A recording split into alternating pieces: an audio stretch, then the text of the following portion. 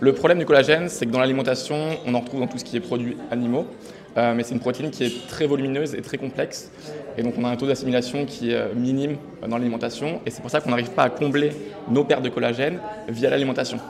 Donc la supplémentation en collagène intervient à ce moment-là, et on fait une hydrolyse en laboratoire pour fragmenter cette protéine, la diminuer en poids moléculaire pour avoir une assimilation optimale à plus de 90-95%. Docteur, est-ce que le collagène, c'est vraiment utile à l'organisme? Moi, je peux vous répondre surtout de point de vue d'un gynécologue, donc surtout pour la femme. Il ne faut pas négliger les hommes, forcément surtout les hommes âgés. Ils ont aussi leur risque d'ostéoporose et à sarcopénie, par exemple. Mais moi, je peux déjà dire, par exemple, pour les jeunes filles, le pic de croissance qui commence à 10 à 11 ans, avant des premières règles, ou parfois elles peuvent grandir de plus que 10 cm.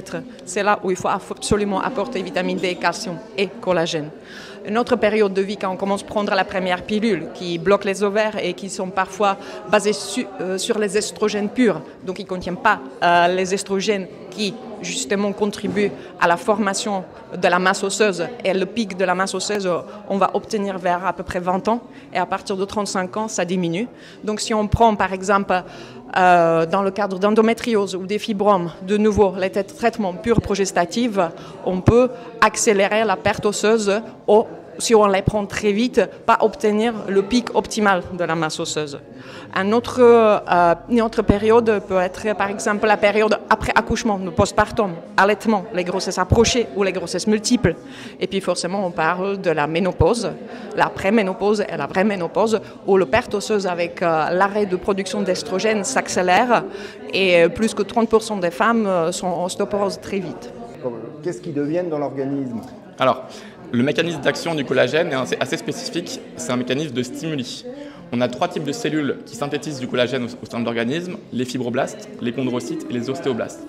Le fait de prendre du collagène par voie orale, c'est un rétrocontrôle positif. On vient stimuler ces cellules-là qui viennent surproduire du collagène et on arrive à resynthétiser tous nos tissus qui sont composés de collagène.